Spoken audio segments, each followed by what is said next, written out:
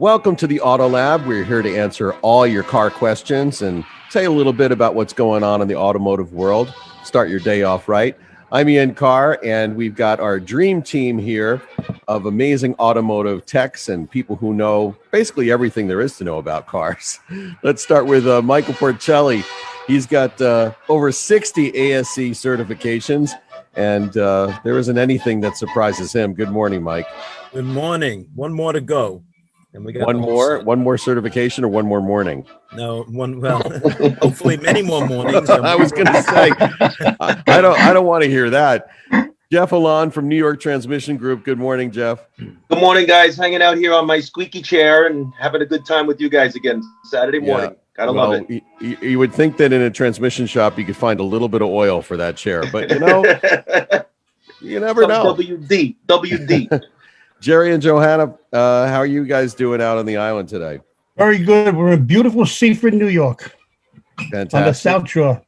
And Peyton Knight, our knight in shining body armor, is joining us again. Good morning, Peyton. He's also muted, but now he's unmuted. Uh-huh.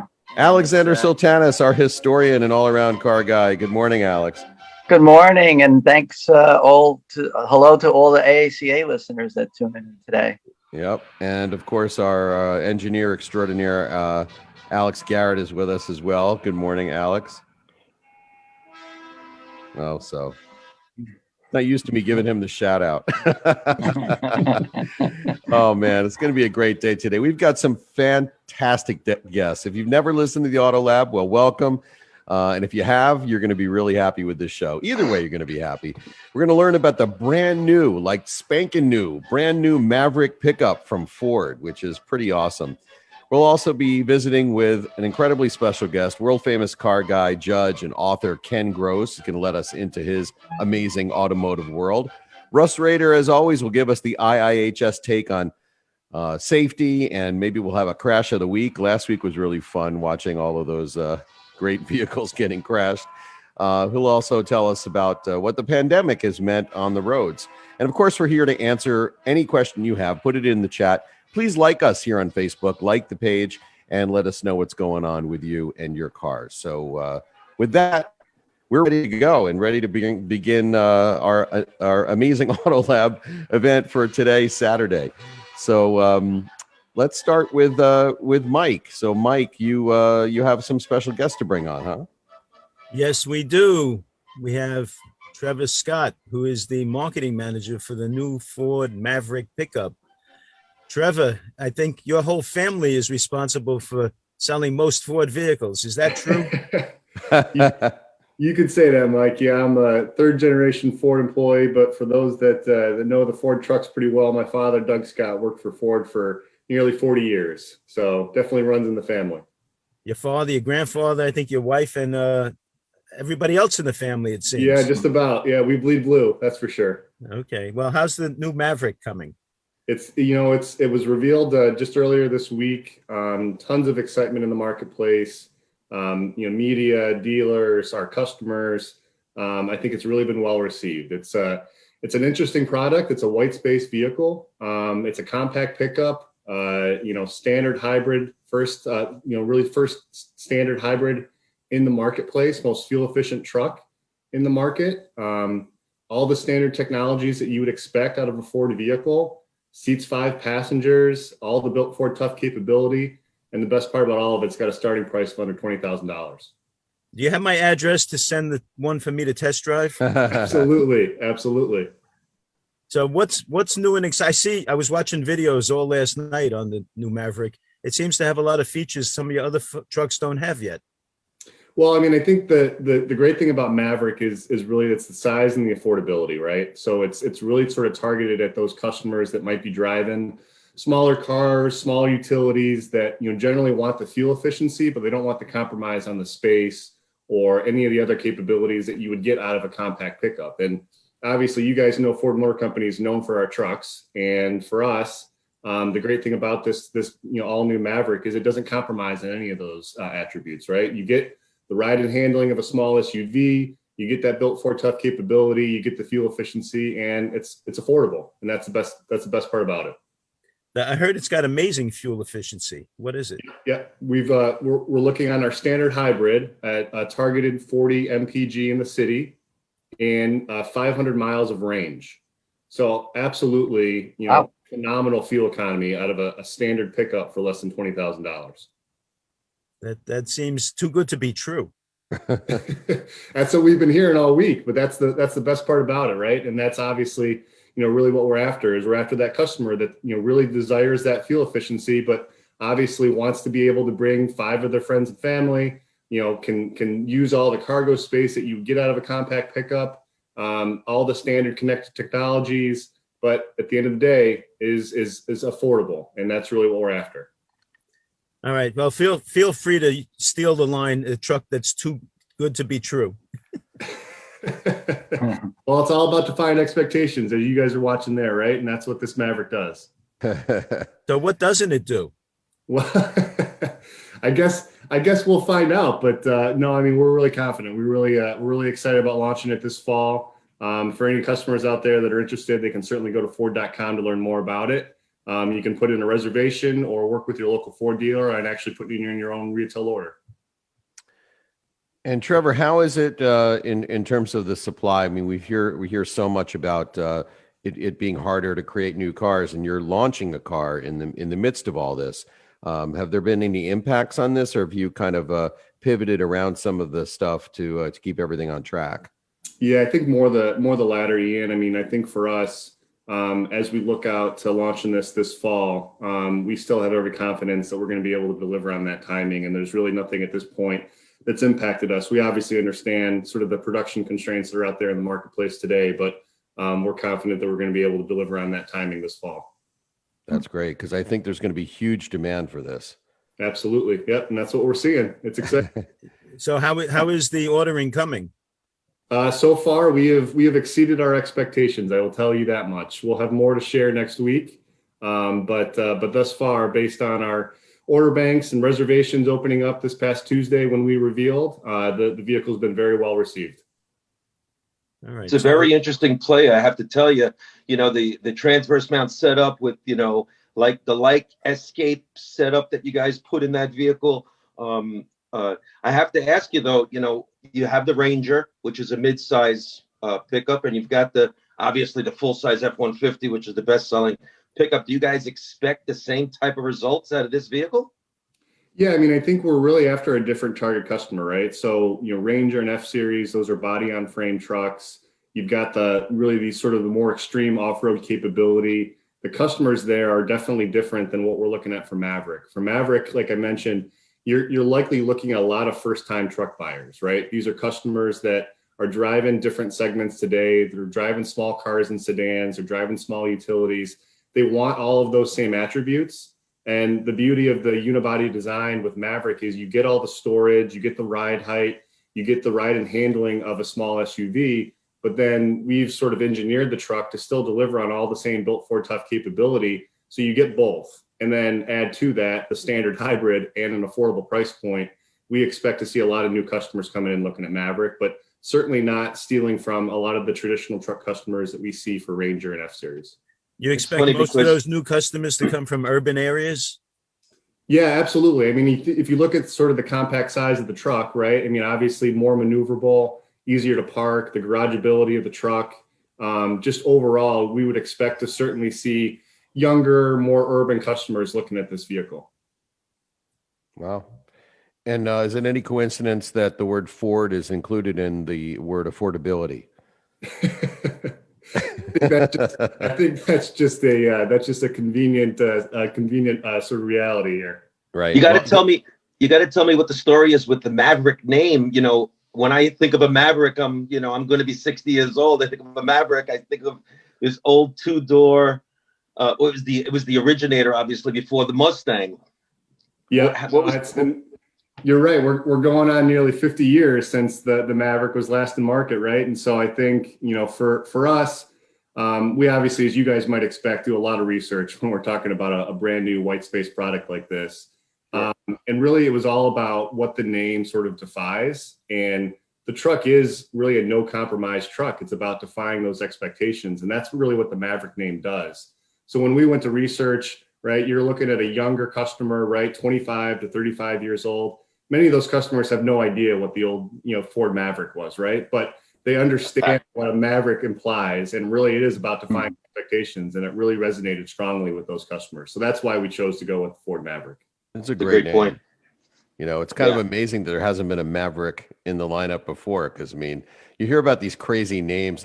Now they're using like cities and states and like the Telluride. It's like there's a Telluride now. I mean, like, or a Santa Fe. I mean, like, obviously not Ford vehicles, but because Ford is using cool names, not cities. Well, we But, appreciate that. Yeah, we'll take that. We'll take that as a win. Us marketing folks. I know a lot of people out there think we're just throwing darts at a dartboard, but I can assure you, there's a lot of work that goes into it. Oh, I'm sure. I mean, there's and as somebody who's grown up in the Ford kind of family, tell us a little bit about that. Like, tell us about what your dad did, and like tell the family history and how cars kind of run through your blood. Yeah, I mean, it's just, it's something that I've always been exposed to. My grandfather worked for Lincoln Mercury for 30 years. My father worked, for a variety of different positions within the company, all within our marketing and sales division, for almost 40 years, and predominantly in trucks, right? So, really, we're going on 45 years of leadership. He was around for many of those years. So it's just something that, we've always been sort of exposed to. And my wife works for the company. I've got a younger brother who works for the company. So Wow. It's definitely something that we're really passionate about. So it's been exciting. Wow, that's fantastic. And do you have kids that will continue the tradition? Well, I got two girls who are 5 and 6, so I think we're a few years away from that, but we'll see. Well, you never know. I'm We'll starting. see. Hey, how was Ford versus Ferrari received at at Ford? Like, how did you guys respond to that movie? I thought it was such a riveting story. Did your father or grandfather ever interact with any of those people, from the Shelby division?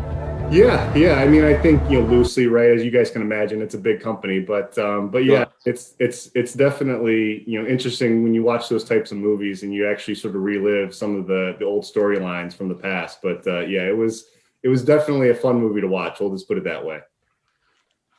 That's great. Yeah. It's really just it's I guess you employ how many people in the Dearborn area? Oh, in the Dearborn area, that's a good question, right? We have over 100,000 now, salaried employees in the Dearborn Amazing. area. So it's definitely it's a big company, and that's just that's just in the greater Michigan area. But obviously, you guys realize we're a global company, and Of course, yeah. it's a big company, that's for sure. I always wanted to go to the test track there. Yep. I remember as a kid, hearing about the test track and like all the stuff that you guys did over there. And maybe one day I'll get there. We'll have to have you out there, Ian. Yeah. So, and just going back to the Maverick for a second. So when did the development of this truck start? How long does it take to go from like literally a piece of white paper to an actual truck? Well, that's really one of the other beauties of Maverick is it was just a few short years ago where we had sort of identified this space in the market. As you guys know, we announced just a few years ago that we were moving away from sedans. And obviously for Ford Motor Company, that left a space in our lineup from an affordability perspective. And when we were looking at the customers that were having to compromise on the new vehicle purchases, right, whether it be buying a small car for fuel efficiency, but trading off that cargo space or really vice versa, we felt as though we wanted to lean into the credibility that we have with trucks. And that's where Maverick, sort of the origination of the idea of Maverick, came about. And the great thing that we were able to do is leverage a lot of the efficiencies that we have at the company. And we shaved off actually nearly 2 years of development. It usually takes about 54 months to develop a vehicle from start to finish. And we were able to do that in around 30 months. Wow, that's amazing. The phenomenal thing It's is amazing. identify sort of that opportunity in the market and get it to the market that much quicker, just based on a lot of the efficiencies that we were able to identify in the process.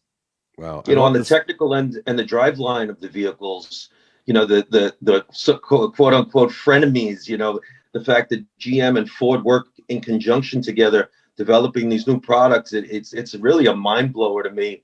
how how they could spend $500 million generating this new 10-speed that goes across both brands. The thought process there seems so revolutionary to me. Could you tell us a little bit about that, or do you have any knowledge about those type choices that Ford and GM make together? Well, I mean, I think, really it's about, for us, it's the sort of the flexible architecture that we've built into the platform choices that we have, right? So Maverick is built on the same platform as our Escape and Bronco Sport. Yep. And by leveraging that same platform, by lengthening the wheelbase for Maverick and really utilizing a lot of the learnings that we have from other vehicles in the lineup, not just here in North America, but also globally, that's what allowed us to really shave off a lot of that additional development time that typically you have with a brand new vehicle like this. But certainly, yes, in many of the partnerships that we have, using those learnings, using the engineering and the development that we have across many of those different parts that we have in our vehicles, all is sort of what contributed to the ability to shave off those, roughly 2 years of development time. Well, that's great. We can't wait to see it. We can't wait to see it, Trevor. And we really appreciate you stopping by to give us a sense of what the all new Maverick. It's not your grandfather's Maverick. And don't forget to send. That's a great way of putting it in. Don't forget my test truck. Yes. Absolutely. One other thing before you go, I was reading that you guys are taking a different approach to the colors of the vehicle on this as well, which I think is great. I mean, the idea of there just being white, black, gray. I mean, it's just, the roads are just boring now compared to what they were. So great point, Ian. About that. Yeah. Couldn't agree more. Yeah, we have 11 available colors on the all new Maverick. The one that you guys are just showing up there with our kind of lead influencer, Gabrielle Union, is called our Area 51. Probably one of my favorite colors. It's a kind of a bluish grayish tint to it, but really pops in the sunlight. But a lot of fun and interesting colors with this all new Maverick as well. Yeah, I can't wait to see it. I'm very seriously considering, because I need a new car and it looked awesome.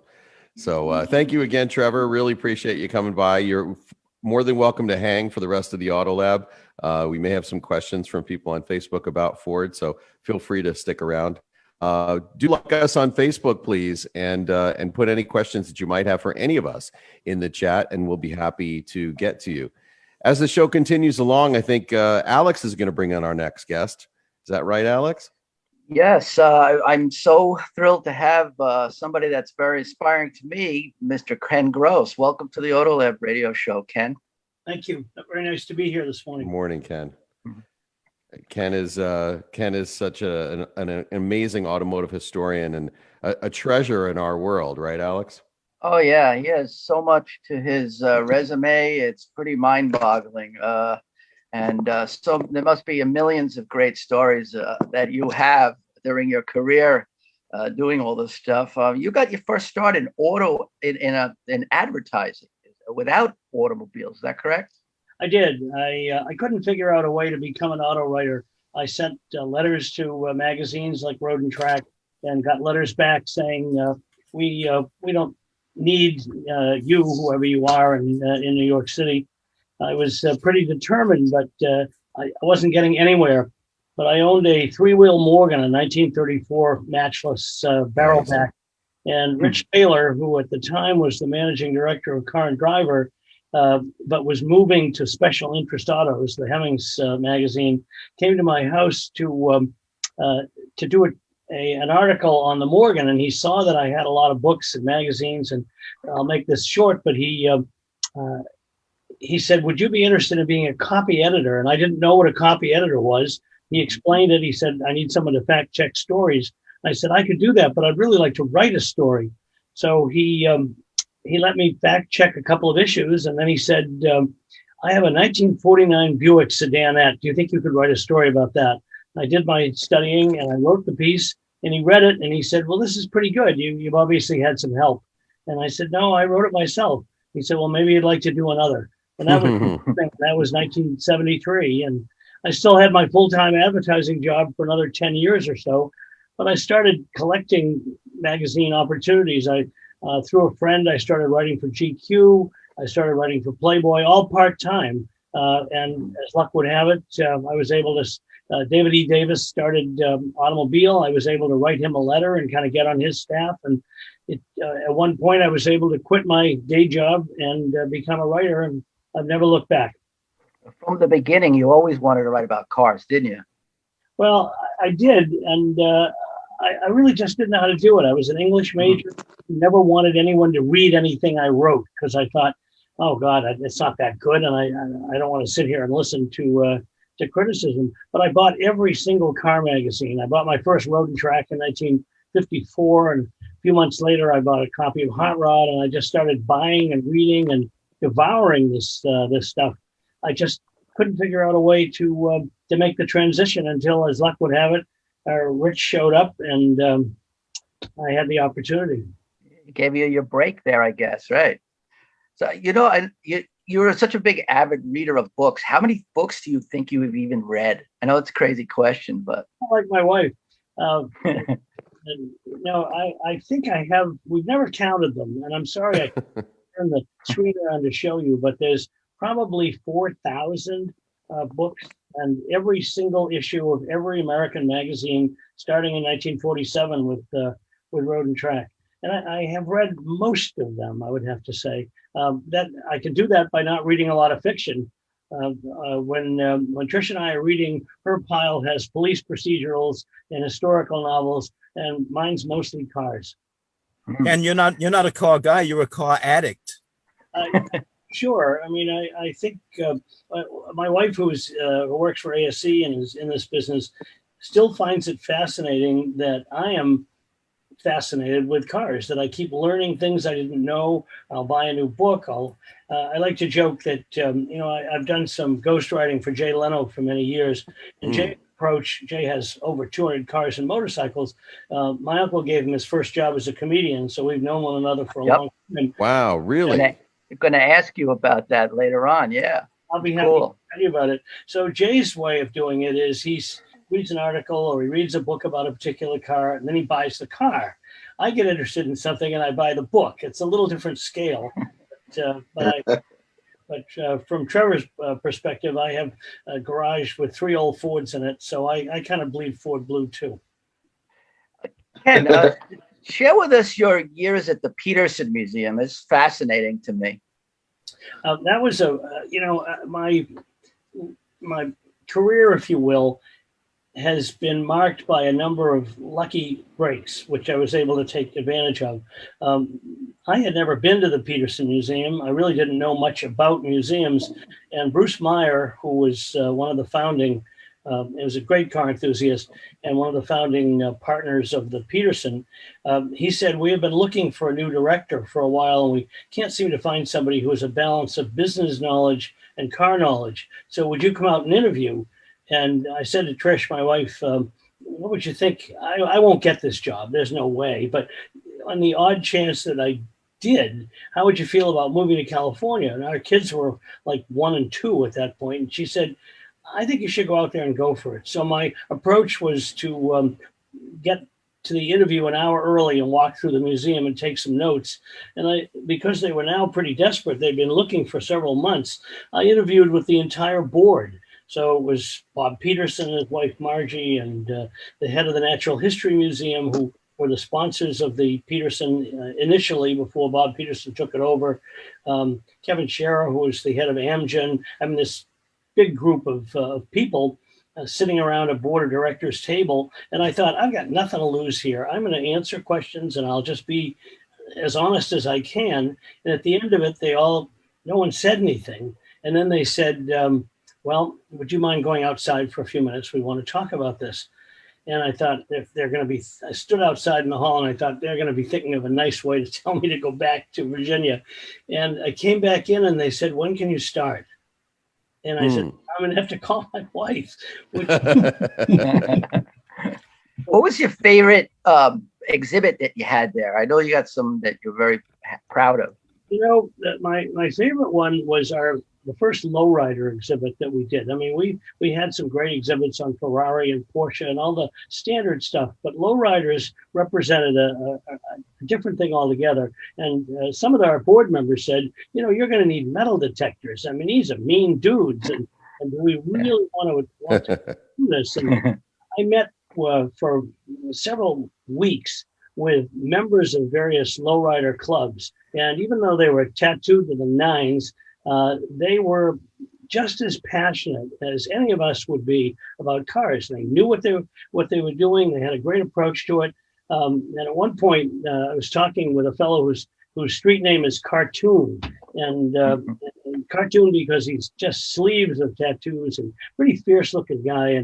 And I said, we like to take a couple of pull-out quotes. We want you to say, I'd like you to say something about lowriders that we can stencil on the wall that kind of describes what it's about.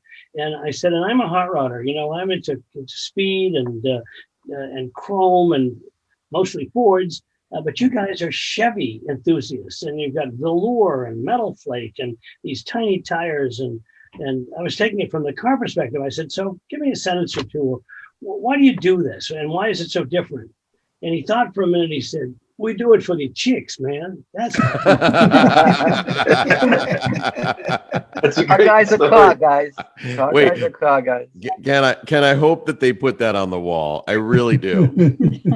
so." Opening that, we had like 1,500 people, guys in these Pacheco zoot suits and women in gowns, and they were very excited because the lowrider community felt they really had never been honored by let's call it a cult institution. Now, and subsequently, and this is 20 plus years ago now, there have been lowrider exhibits in many museums, and I did one in North Carolina at the Museum of Art for the for lowrider motorcycles. But at that time, no one had really done anything like it, and some of my board members were really nervous, and they were there that night, and I was so excited about it. I came out and I did the whole introduction in Spanish. Damas y caballeros, bienvenidos. And some of my lowrider friends didn't know I could speak Spanish. And I thought, well, I want to hear what they have to say. But it was a huge hit. I mean, we almost had to turn people away.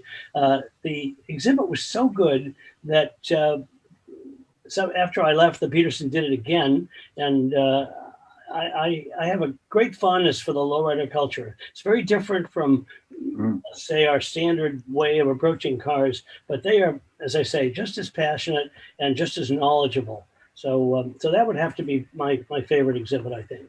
I love that story. Ken, I have a quick question for you, Ken. I when I heard that you were coming on, to me, you're, automotive royalty is how I would, profess to say Ken Gross is in the automotive industry. Thank you so much for coming on. Tell us a little bit about Behind the Headlights. What was that? What prompted that, and how did that work out? Behind the Headlights was a 12-part Speed Channel series that I wrote most of them, and it was funny when Lenny Shavitz said to me, WATV in LA, can you write TV scripts? And I said, well, I've written commercials for instant coffee and breakfast cereal, and it's kind of the same thing. It's a two-sided script, and that's how I looked at it anyway. And the great part about it was that we had a very decent budget. We don't usually do this. So our first show was James Dean. Behind the Headlights, the name kind of implied the story behind a person or a car. And to get a great start, we found a Hollywood actor who looked a lot like James Dean. We put him in a Porsche Spyder. We went up to Chalami, California. We filmed that car with this fellow in it, driving on the very road where James Dean collided with Donald Turnipseed and was killed in 1955. And we were able to locate the policeman who was the first guy on the scene, and he didn't know who James Dean even was, and he had to write up the accident. And that was the kind of depth that we tried to do with these shows. And you can still find them on YouTube. I was very proud of our crew and doing it.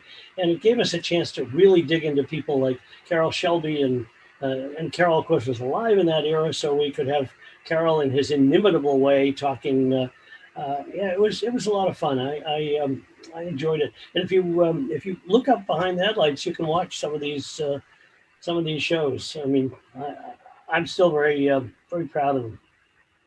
Yeah, no, I've been an AACA judge for years now. And how did you get started in that? Well, I have never been an AACA judge, but I've judged at Pebble Correct. Beach for 31 Correct. years, and I've judged at nearly every other concours. And again, with Pebble Beach, someone says, you know, you'd like to be a Pebble Beach judge. What has to happen? And someone else will say, well, someone has to die, because everybody who does it wants to do it forever, and they're all old gray-haired people and so on and so forth. That's not exactly true. If you have a specialty, you can be invited, and then hopefully you can stay on. So Winston Goodfellow, who's a photographer, writer, good friend, he invited me to, for the first time, to judge a class of Italian sports cars, and something I knew about because I'd owned 2 Ferraris and a Lamborghini, and that was the start of it. And I've been doing it ever since. I'm on the selection committee, which is just a great deal of fun. But where judging is concerned, I mean, AACA, Classic Car Club, many different organizations have programs to help you learn. And fundamentally, you do your homework, you study the cars, and it's for me, someone says, you know, isn't that a lot of work? And I'll say, it's a great chance to study cars up close, meet the owners, and frankly, have a primo parking space, because that's what they do for judges. That's awesome. You know, we know the true motivation, the parking space and the hat. You've always had a thing for Italian cars, and not just cars, Italian cars, but Italian motorcycles as well, haven't you? Well, I've owned a lot of motorcycles, but principally they've been Ducatis or Vincents. I always tell my Harley friends I like V-twins. I just have never owned a Harley. But to me, there's something just spiritual about Italian cars and bikes. When I worked in Australia for a number of years before I was lucky enough to work full-time as a writer, and I owned a Morgan, one of 5 Morgans I've owned. I was driving home on a twisty road one night, and a guy on an orange motorcycle, which I figured out was a Ducati, and I started doing a little bit of, I wouldn't call it street racing, but we were definitely chasing one another. And of course, he could have run away and hit any time, but we toyed with one another. I'd pass him, he'd pass me. And we finally stopped at a light. You'd never do this today.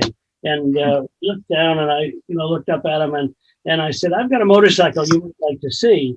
And I lived near here. I didn't imagine anybody. Well, he must have been thinking, what's this guy all about? But he followed me home, and I showed him my Vincent, which at that time I had a Rapide that had been shadow-ized with big carbs and cams and so forth. He'd never seen a Vincent, and I'd really never looked at a Ducati. And he had a 750 Sport.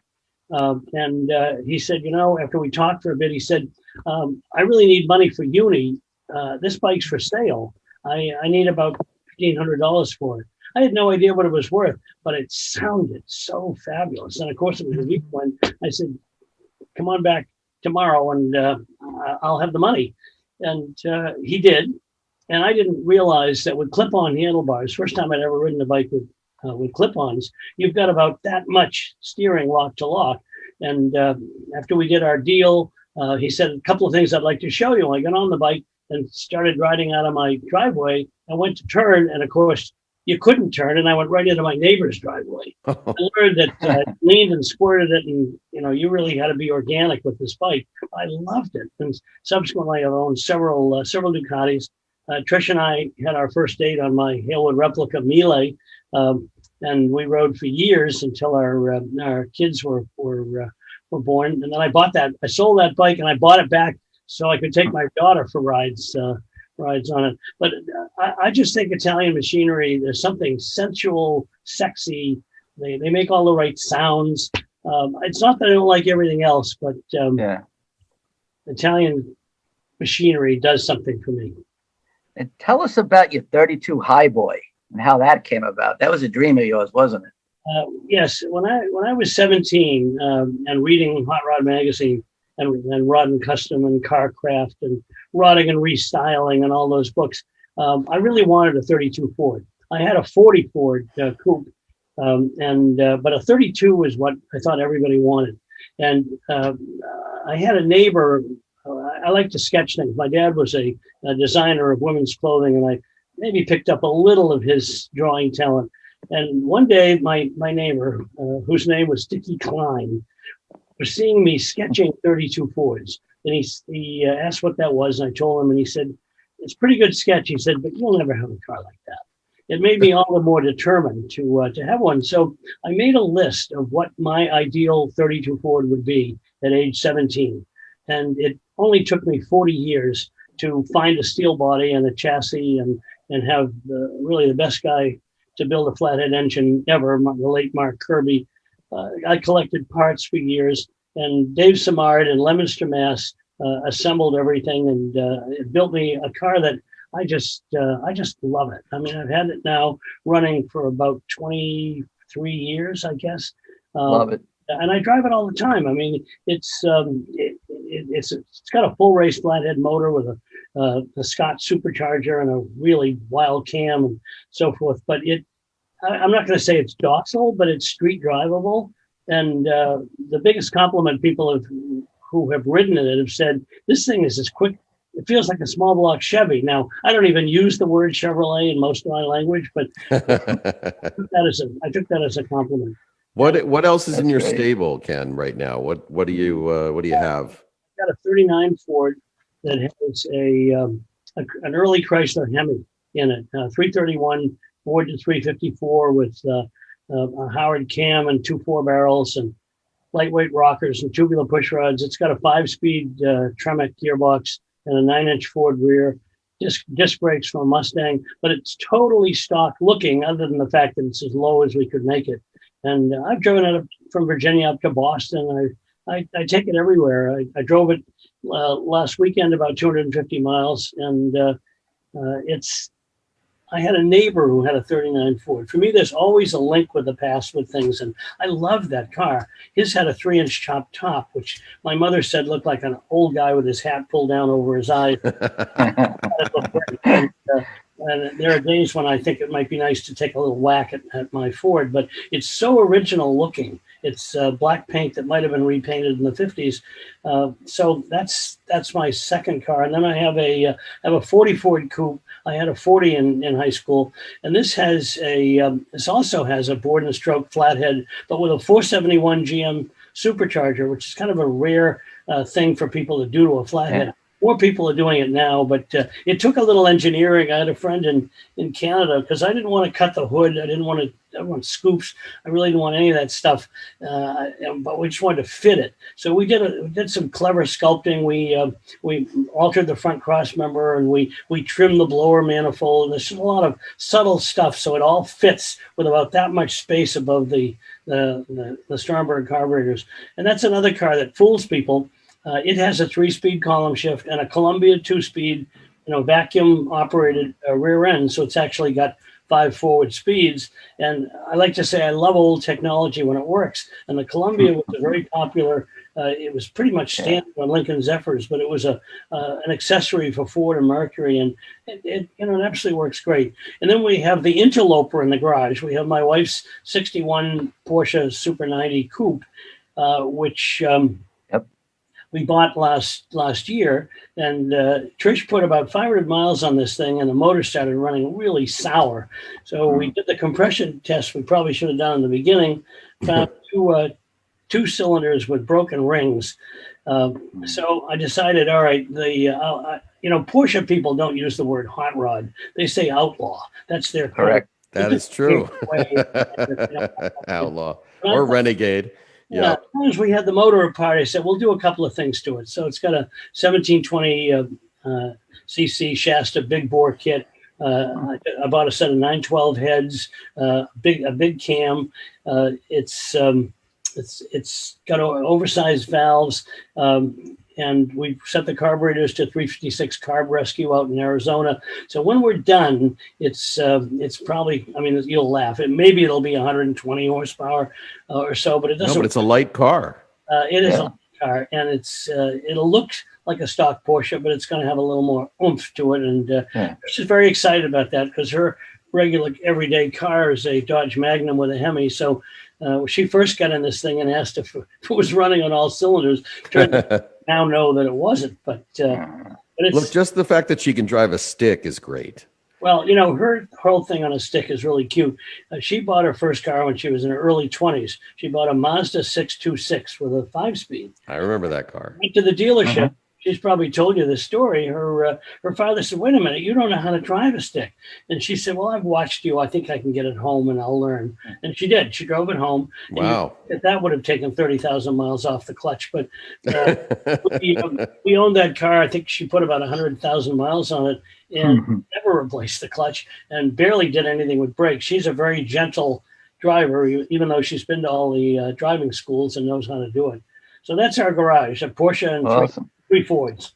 Well, it's manageable. I That's mean, you hear awesome. about these people who have, collections of 30 cars. And I mean, you get to a point where you really need a curator, like obviously a Jay, like I know Jay's curator, and it's amazing the rotation. I mean, the schedules that you have to, because these cars really need to be driven.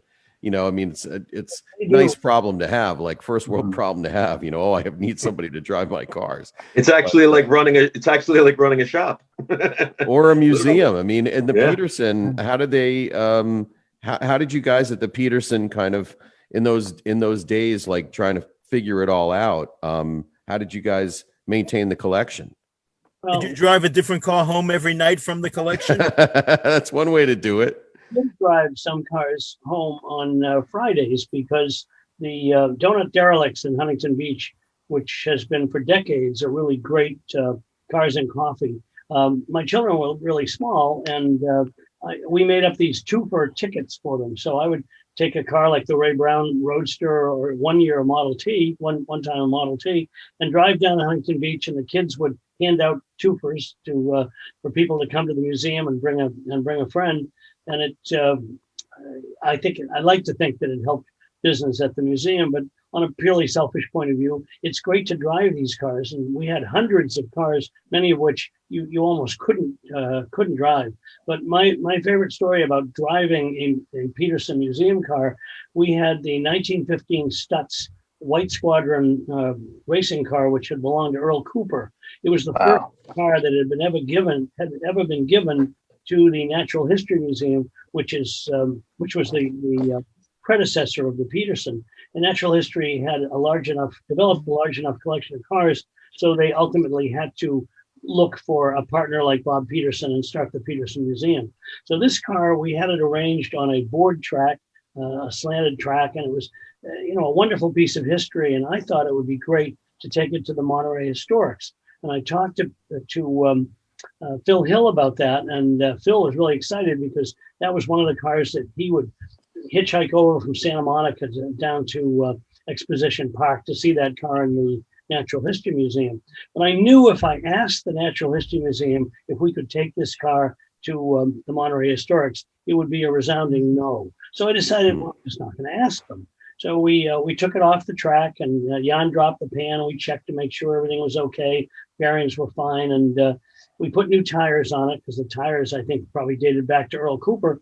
And the next thing you know, I are on Orange Grove Avenue. I'm the riding mechanic. The cockpit is so tight, I've got one arm around Phil, and I'm pushing these fuel pressure pump on one hand and these little lubricator pumps on the other. And Phil knew exactly how to drive this thing. He was very excited. We took it to Monterey, and of course, people love seeing it.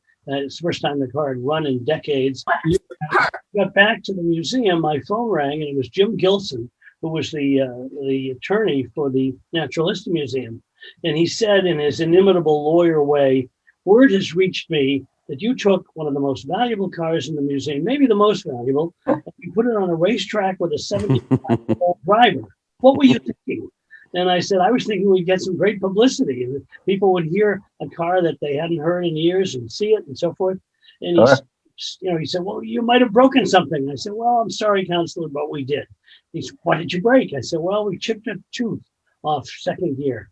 "What will you do?" I said, "We're making a new one right now," because that's what you do. Because they would never think of taking their dinosaurs out for a day in the sun, but our dinosaurs had wheels and engines, and we were going to do it. So I was cool. on no uncertain terms to never take another car to the museum. And once Bob Peterson took it over, the rules changed a little bit. But that was a fun way to show people a great car. Must have That's been awesome. a power shift into second gear, huh? Power shifting into second gear, Ken? Sorry. Power shifting into second gear? Phil never drove anything halfway, and yet he was very, very gentle with cars. I had the privilege of getting to know him pretty well. I mean, one of the great things about being an automotive writer is you get to meet your heroes. And I was on the Copper State 1000, and Phil brought his 1931 LeBaron-bodied Pierce Arrow limousine. It had belonged to his aunt, and his aunt, they were, the Hills were somewhat of a wealthy family in Santa Monica, and his aunt would take Phil to school in that car, but he always insisted that she drop him off a couple of blocks before the school because he didn't want kids to see him getting out of a Pierce Arrow. But he could drive that. It had a transmission brake in addition to four-wheel hydraulic brakes. He could drive it really quickly. And Augie Paps brought his blower Bentley on this trip. And Phil, I swear, was staying ahead of Augie whenever he wanted to. And at one point, we're almost drifting. And I said to Phil, I can't believe how fast you can drive this car. I mean, it's not a sports car. And he said, when you've owned a car for over 50 years, you really learn what it can do. Well, that was Phil Hill's perspective. And it was very exciting. Ken, can you share with the audience one of your favorite all-time road trips you've taken?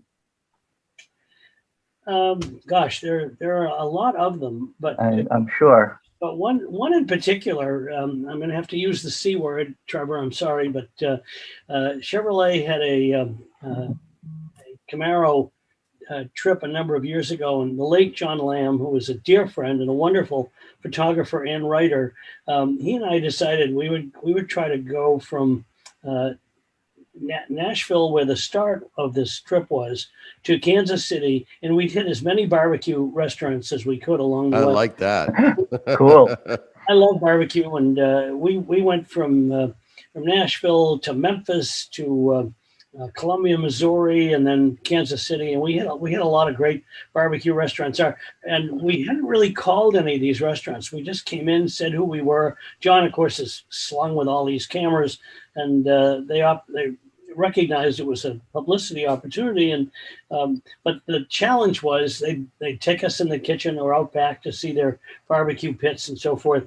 And John, of course, wanted to shoot everything, and I wanted to eat. And they'd put out a plate, and John would say, "Wait a minute, I've got to shoot this." And I'd say, "No, I've got to eat it." I mean, nothing worse than cold barbecue, right? If you're writing a review, Right? Yeah. It was a lot of fun, and we went to 6 different barbecue restaurants in 4 days, and it never got old. I mean, I thought, I hate this stuff at the end. I'll never want to eat it, but no, it was. Wow. great. Did you have a favorite? Was there a favorite place that you enjoyed?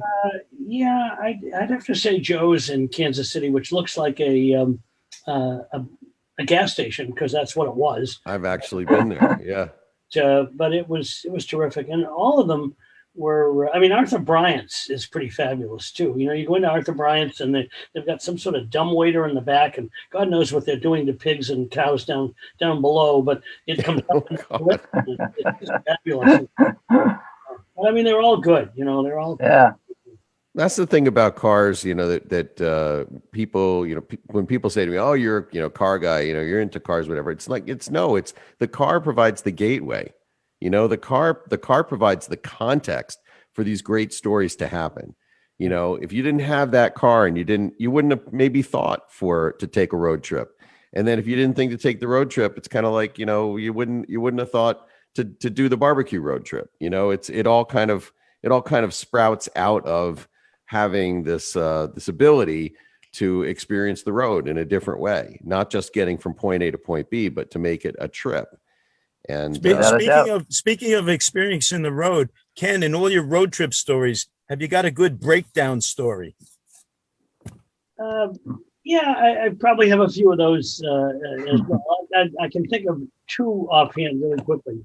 My former father-in-law, my wife is Italian. He's he was a real Italian enthusiast. He was very excited the first time I took him for a ride in my 400 GT Lamborghini, which I had bought after I sold a 275 GTB Ferrari. And the Lamborghini was a really fabulous GT car. I mean, 12 cylinders, 6 carburetors, 5 speeds, independent suspension all around.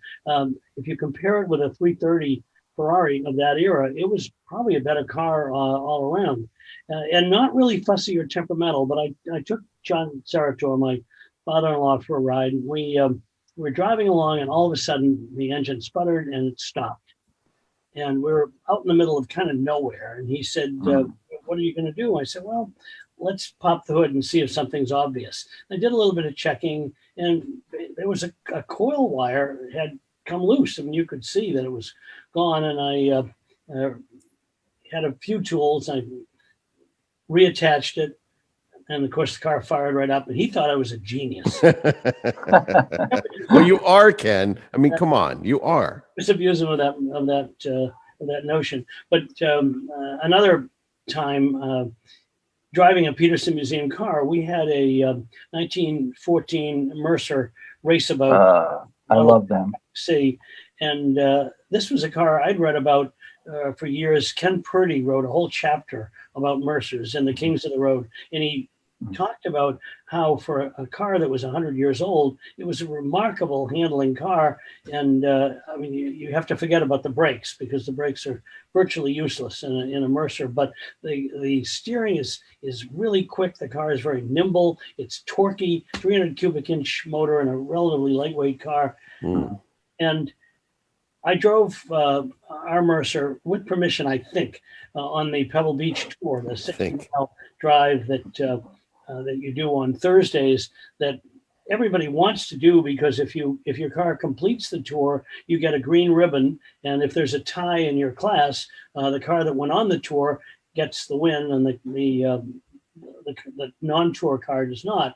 But in those days, it was pretty tough. And if you've ever been over Loralis Grade, I mean, it's a hill that would defeat a lot of people. And sure enough, the poor Mercer, after driving fairly well in the morning, we just could not make it over Loralis Grade. I subsequently found out that we had a spark issue, and it was fully retarded, and unfortunately just did not want to fly. But breaking down break down on a lot of cars. Breaking down on a Mercer wasn't too bad, but I'd have liked to have finished that day with the car running well.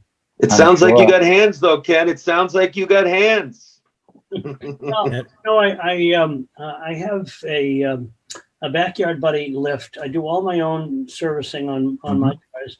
I really enjoy doing it. I worked in a gas station as a kid for a while. My parents thought that I would come to a really bad end. I was an ice hockey player, and I worked in a gas station.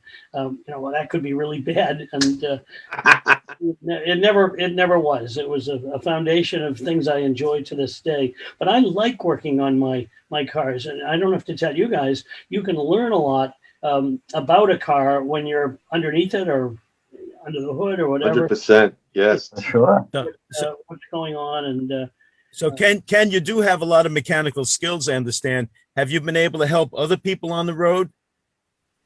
I'm laughing at that, because these days you start to help somebody, they think you're probably going to rob them. High school, and now everybody has a phone, so whatever. But when I was in high school as a member of the Choppers Hot Rod Club in Salem, Massachusetts, we had, and we weren't the only club that did this, we had these courtesy cards. The idea was in the 50s, if you did see someone who'd broken down, you'd stop and offer to help them. Or if it's a lady, you might change a flat tire for them. I mean, maybe there was a phone booth somewhere, but fundamentally, if you were stuck on the road, you were kind of stuck. And funny you mentioned changing a flat tire. My friend Frank Morano was on the line, and he has a flat tire story that I was able to help him with on Sunday. Frank, are you with us? I am. How are you, gentlemen? Great show. Thanks for having me. And Mike, thank you as always for always being at the ready whenever I put up the mic signal and coming to our rescue. So Ken just mentioned the flat tires on the road. Your sister-in-law was in distress on Sunday, and I wanted you Yes, to I call mean- in so we could enlighten our audience about the trouble she had. Doesn't she have a cell phone? Yeah. So she's distressed on a regular basis, having me as a brother-in-law. But I will tell you, this is what happened. She does not have AAA, and she was riding around in a car that was a new vehicle for her. It was a used vehicle, but it was not a vehicle that she was familiar with. And she lives all in Lakewood, New Jersey, and was driving all the way to Eastern Long Island, all the way by the Hamptons to visit, my mother-in-law. So it's a lengthy trip, and about 45 minutes prior to her reaching her destination, right around Nassau County, she ends up on the side of the road with a flat tire. She doesn't have AAA. She is not sure what she has in terms of equipment vis-a-vis a spare tire or a jack. And sure enough, Mike was able to come to the rescue and get her also to a Goodyear and negotiate with the Goodyear people to get them to service her tire. But it was a learning lesson for everybody involved. No one more so than Mike, who now knows not to pick up the phone when I call on a Saturday because it's rarely good news. Well, like I said, Frank, you don't need AAA. You've got quadruple A. Always available automotive assistance. But the reason I wanted you to call is the lesson to be learned here is you have to know what equipment you have. When I got to the car, Debbie didn't know where the key for the wheel lock was. Luckily, her husband was able to tell me exactly where the key was, so I was able to change the tire. And then when we got to the tire store, I thought we might be able to patch or plug the tire. But when they opened it up, they found that the inside of the tire had deteriorated and it was no longer safe to repair. So she did have to get a new tire. Yeah, it's a lesson. Yeah, again, a lesson learned for her. And I appreciate your help very much, Mike. And I'm glad you don't drink because we would have had to send you a bottle of something really nice. I could start. Thanks, Frank. You know what I always say? Be careful with that one new tire on a vehicle. I hope she's not driving around in an all-wheel drive car. She did not get one tire. She would have gotten one tire had I not been there, but she got two tires. Well, thank you again then, Mike. Good. That's an aspect of the story that I was unfamiliar with. And again, I want to thank the folks at that Goodyear in Jericho as well, because the person that initially serviced them said, oh, we don't have time right now. We're not able to do it. And then the manager heard what was going on. He said, oh, no. We'll help you. And I really appreciate, Mike, your advocacy, both on the road and within that tire shop itself. Okay. Thanks, Frank.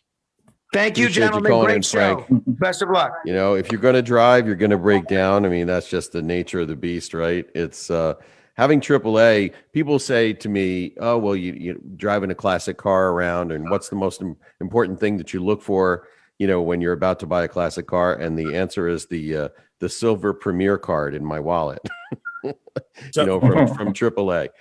Ken, in spite of conditions out there on the road today, had you driven by and seen a woman with two young children stranded on the side of the road, I'm sure you would have helped.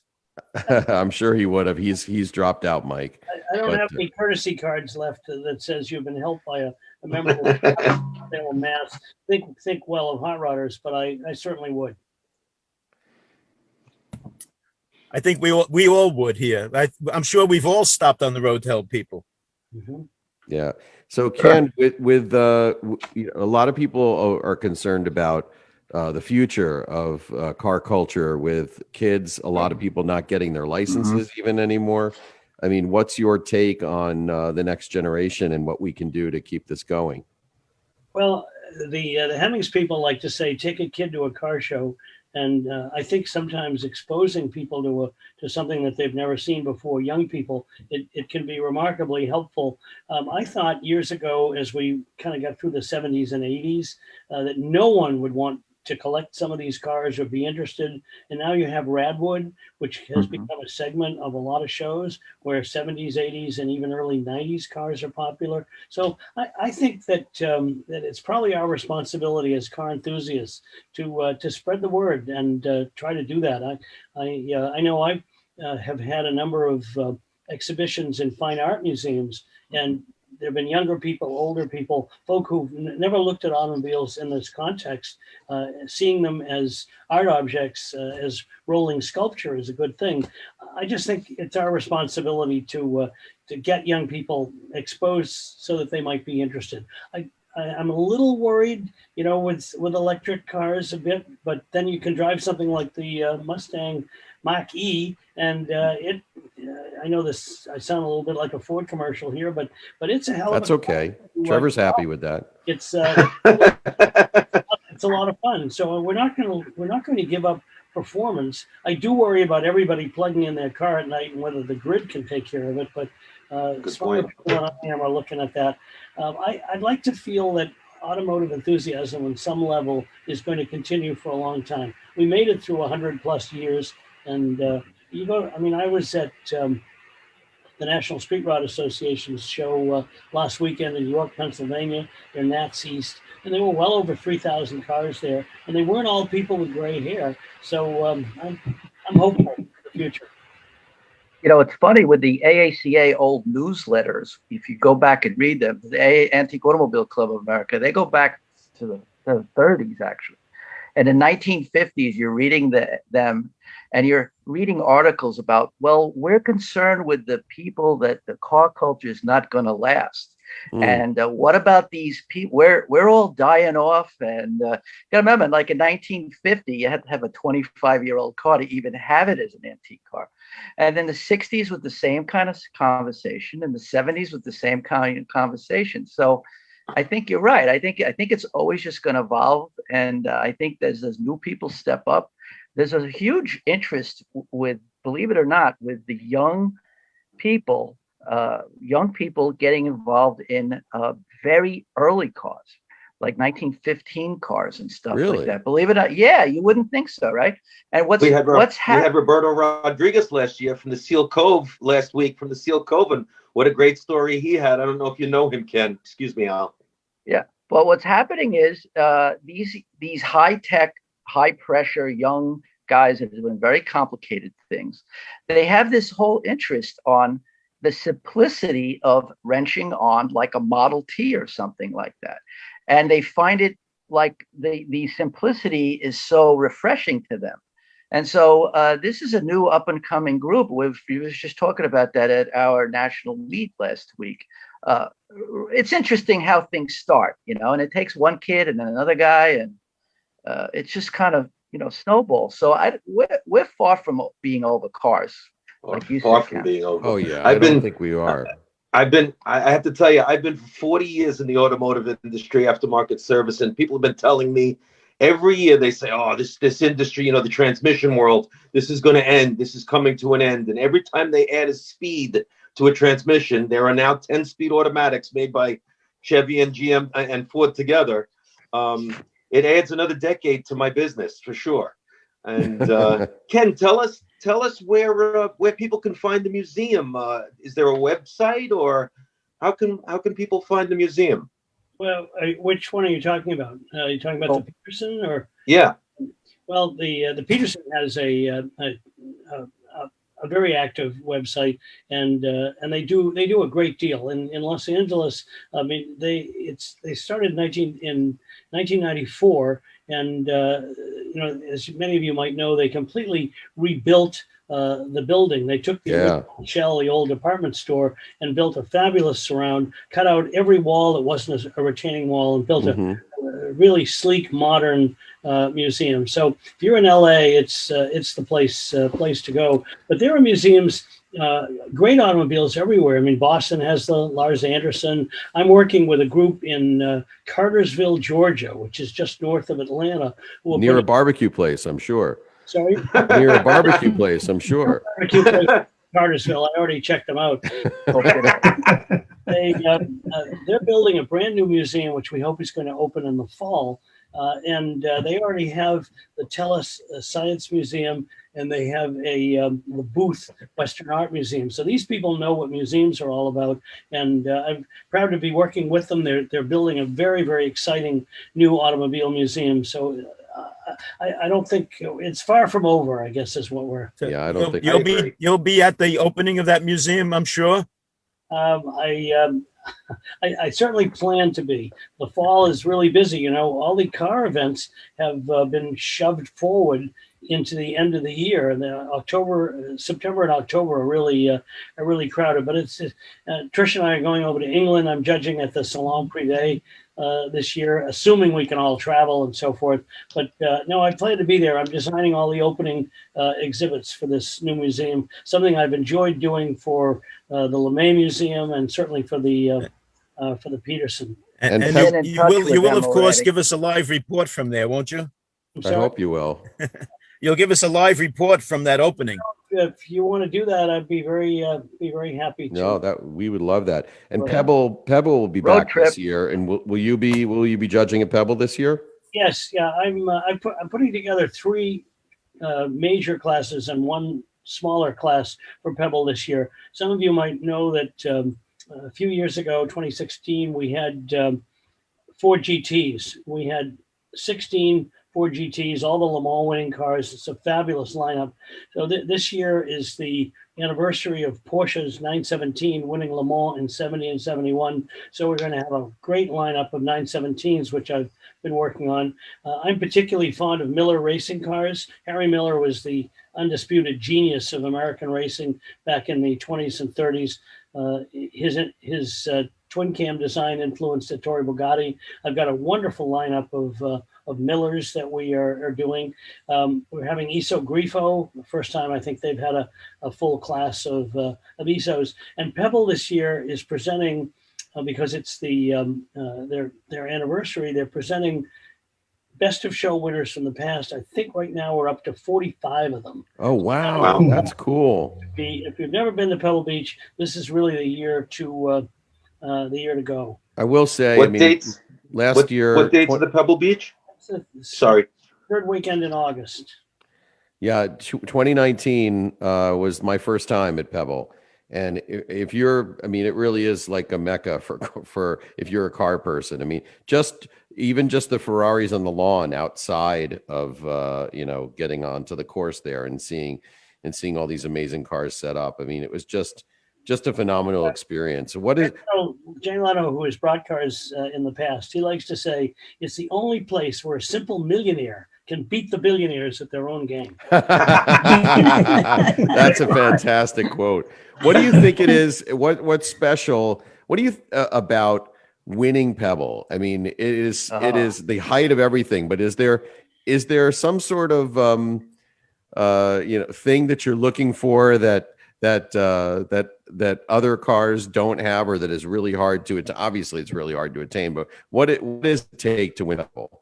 Well, it's kind of a 2-part question, I think, because you get some of the best competition there. People generally acknowledge this is the World Series, the Stanley Cup of automobiles, and if you look at winners over the years, there's a little bit of a pattern in that it's a rare, unusual, probably early expensive custom coachwork, long hood, selfish cabin.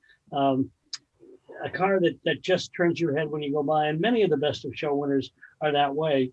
But we, as judges, we're very careful about making sure cars aren't over restored, that cars are accurate and correct. I mean, the whole idea is this is a snapshot in time for this particular car, and we're conserving history. We're trying to show the best of what the way they were when they were new, but over the course of Pebble Beach, I mean, they have had cars like the Roberto Rossellini one-of-a-kind Ferrari one. We don't have post-war cars very often, but that car managed to do it. We've had some stunning French custom coachwork cars, Pagani and Pulaski and so forth. I mean, the car has to be very, very special. It has to be correctly restored. And a little bit of luck is involved, because you've got Ralph Lauren and Arturo Keller and Peter Mullen, and they're all bringing cars at the same time. It's tough competition. I mean, just to get invited to a place as a participant, like we're going to invite you to show your car there. I mean, what an honor just that is alone. I mean, it really is. I like to think that everybody's a winner if you're on the lawn. We look at something For like sure.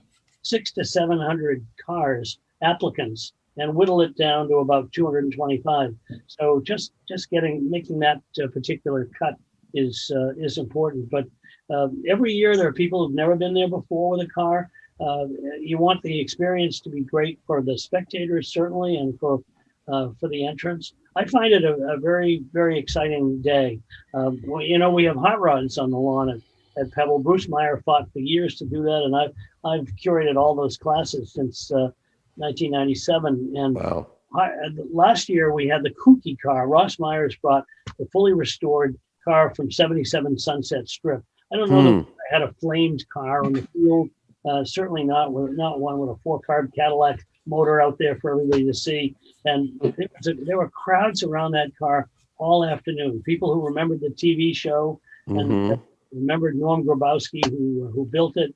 It was very exciting. Hot rods, Deuces and Duesenbergs. Yeah, I love the. Go ahead. No, you go ahead, Alex. I love the Amelia Island Concourse. I've been going there for a long time. We've met there before, Ken. And boy, I'm going every year ever since I started going to that. And Pebble Beach is the same. I know it's going to be the same thing. Well, I'm reluctant to go because I'm going to have to go every year after that. You haven't been, Alex? No, I haven't been to Pebble Beach yet. Okay. I just haven't done it. And when I do it, I'm not going to just go there for 2 days. I mean, I'm going there for there's so much you going go for on as a friend of mine calls it, Holy Week. Exactly. Yeah, you go up there, and then the only thing that's not fun about it is it's like $1,000 a night for a hotel room. Yeah, exactly. Seriously, but it's worth it. It's totally worth it.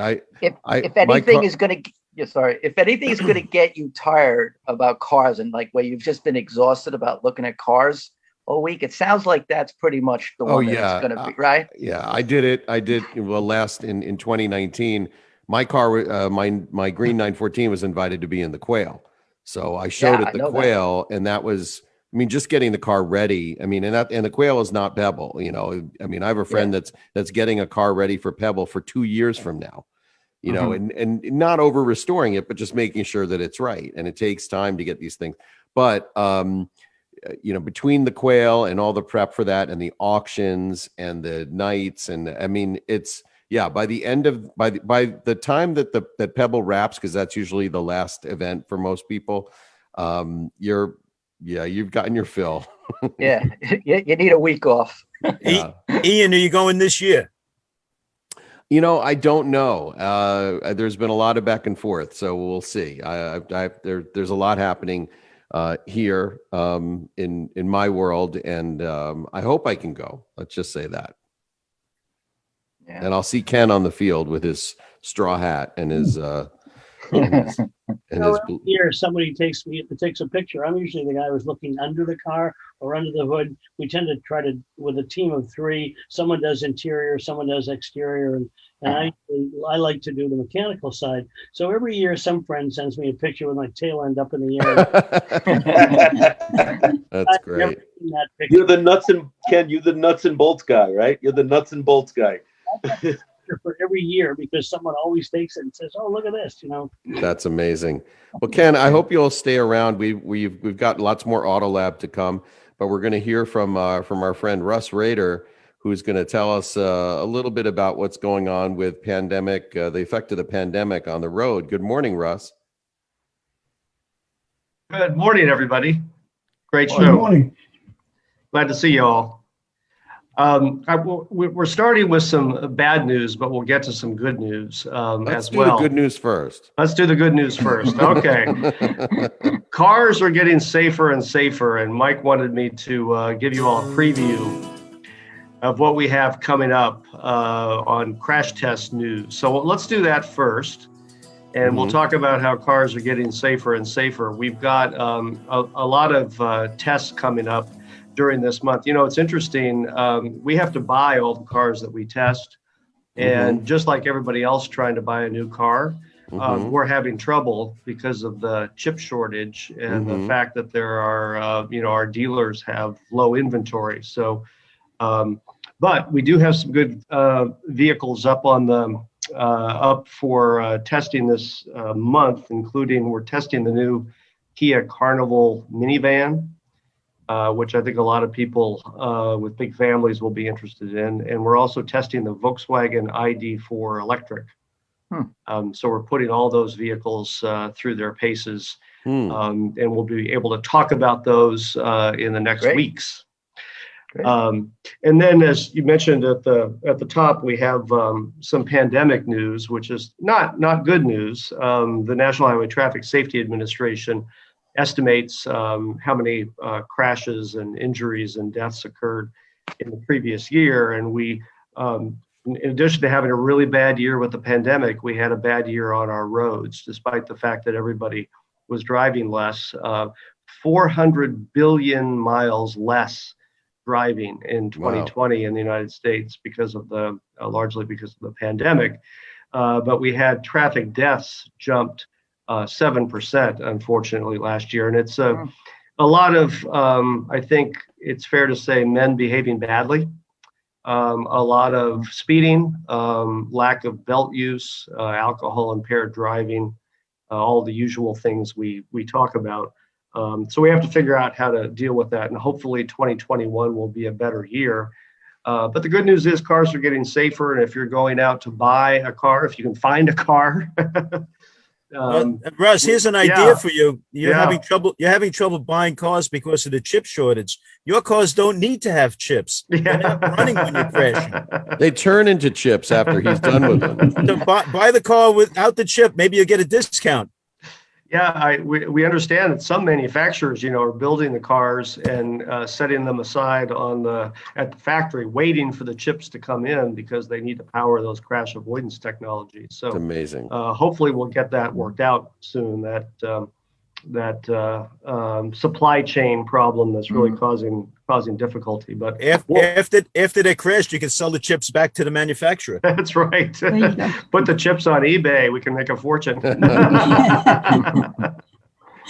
So They're saying they're putting some of the GM cars together now without the auto start, which to me is the most annoying option I've really ever don't experienced. like that. But that's a fuel. It's a fuel economy thing. Yeah, but how many starters are you going to go through? Because we had a car come in, a 2019 car with one of those systems in it, and the starter was bad just because it's on and off.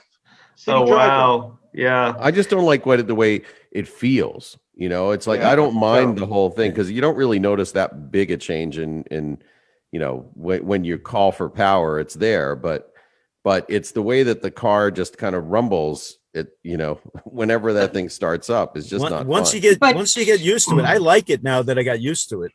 But there's still that hesitation when you take your foot off of the brake. You can still feel it. You know it's there. And I've trained myself with my new Audi A4 to kind of let up on the brake a little bit early, and then the car rumbles to a start. But I'm with you. I think it can be that hesitation can be really annoying. That's the first button I hit when I get behind the wheel of my car is shutting that off. Oh yeah. Learning to operate the brake pedal on a start-stop car is sort of like operating a clutch. Yeah, you gotta know how to time it. Yep. Yeah. So we'll have more crash test news to come and a lot to report on if we can buy the cars. Well, Russ, we loved last week where we were watching the videos all together. We want you to come with a crash of the week. Yeah, that's what we're going to do. As soon as we get some of these crash tests under our belt, we'll bring some video in. And we don't want the video that's on your website. We want the bloopers.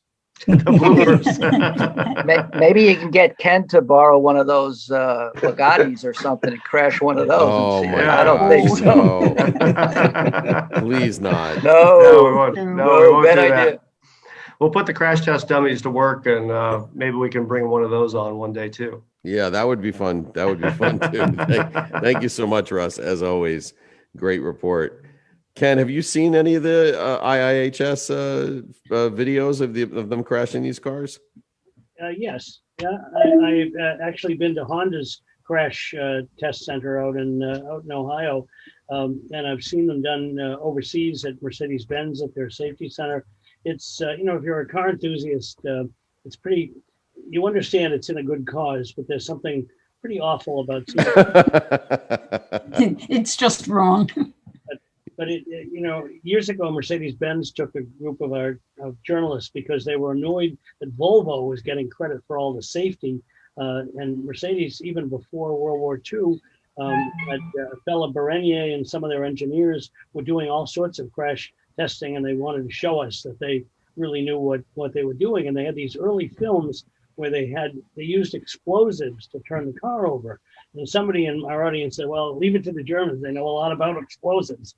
Oh my God. On the other hand, every time I get into one of my old cars with the Olympic Spear steering wheel post, that's you just can't even think about it, because they were not in any way designed to absorb, crush, and save you. Even 60s cars. I mean, just they're almost. I say that they're designed to impale you. In high school, one of my high school classmates wrapped his 63 Impala around a pole in front of the school, and the horn ring was embedded in his chest. Oh my gosh. You mentioned Volvo before getting credit for safety, but they were really one of the first companies to start embracing the idea that this could be a good selling point. And so they really earned that right to be, in my mind, to become such a safe. Then the other car company says, "Hey, this is a good selling point. We can get in on this too." Originally, they weren't interested in safety at all. It used to be they didn't want to put seatbelts in vehicles originally because some of the companies said, well, that implies that our car is unsafe if you have to put on a seatbelt. So that was there's been a big change since then. Yep. 1955, Ford had a deep dish steering wheel, a padded dash, and seatbelts were an option. That was a Lee Iacocca initiative. Wow. In 55. My father put seatbelts in our 50 Pontiac. In 1953, we had seatbelts. So I've been seatbelted all my life. But were they were lap belts, right? They weren't the 3-point. Yeah, they were aircraft seatbelts. My father was an aircraft mechanic. But nowadays, you would never think about getting a car unless you looked at the safety end of it, right? I mean, it's such an important factor in buying a car. Back then, it was one of the least things you looked at first, Speaking of airline stuff, I mean, I'm kind of surprised that airline belts are just the lap belts, because you think about it, God forbid you're in a problem with an airline, but that thing's moving a lot faster and it's a lot bumpier. The idea that we just have this little lap belt, on top of us. The seat back is right here. That stops your head. Exactly. I mean, they need 3-point belts. Ken, as a guy who drives both old classic cars and new cars with all the safety features, are you ever a little leery about getting into the older cars, safety-wise? Well, absolutely. I mean, you have to. I think with old cars, there's a number of potential dangers on the road besides all the people on cell phones who aren't seeing you, and all the people with cell phones who are trying to take your picture because they think it's unusual. Yep. I would have to say I'm probably over cautious in an old car. I am very, very conscious of the fact that if we hit something, there's really no protection. So yes, I mean, absolutely. That isn't to say that I take a new car for granted with all of the safety features, but I am careful in old cars, and I pretty much stopped riding motorcycles for the same reason, that there's just too many distractions for people on the road. I hate to say that, but it's gotten worse. I mean, I see people when I commute into the city, I see people reading newspaper, like literally, like the newspaper's folded up, sitting on top of their steering wheel. And these are not people driving Teslas. Isn't that what the steering wheel is for, to hold your newspaper? I mean, it's people just don't respect any of this stuff. And when it comes to driving the old cars, and my son, who's 21, is very into driving these cars, and I try to teach him that when you're driving the old cars, it's more of a sensory thing. You constantly have to be listening. You constantly have to be feeling. You can't just drive down the road, because you need to be kind of always on the lookout for something doesn't sound right or something doesn't feel exactly right. And when that happens, I wonder why your son is into it, Ian. I have no idea. It doesn't make. Well, he's got the right last name. That's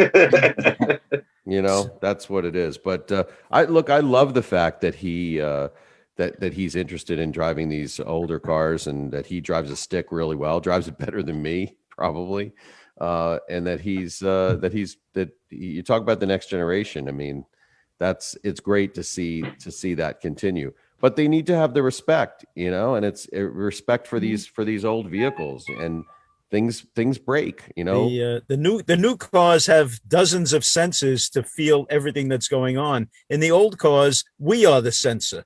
Yep. That's a great point, Mike. Yeah, that's exactly right. Yeah. I mean, We if used you're to not paying also- attention. Yeah, we used to have to learn how to drive in snow and things. You got to go to the, Mhm. you got these special braking systems in cars now and all this. So, I mean, my father used to take me in a 72 Chrysler Town and Country station wagon in a massive parking lot during a snowstorm. This is before I got my driver's license. I'm looking at my dad like, why are you doing this exactly? I mean, I'm all for it. And he would want me to drive the car and try to spin it out and try to feel what the road was about. And I thought it was so smart to do that, really to get me. You don't want to learn the first time you're in a snowstorm of how to drive in a snowstorm. Right. So, I think that was great that he did I that. took I have 4 children. I took all my children, did the same thing. I said, I want you to see what the car does in the snow. Yeah, me Be too. ready for the unexpected, because it's coming. And Yeah. another thing I taught all my children to do is when you're on a 2-way highway and you're making a turn into the oncoming traffic, never, ever turn your wheel until you're ready to go.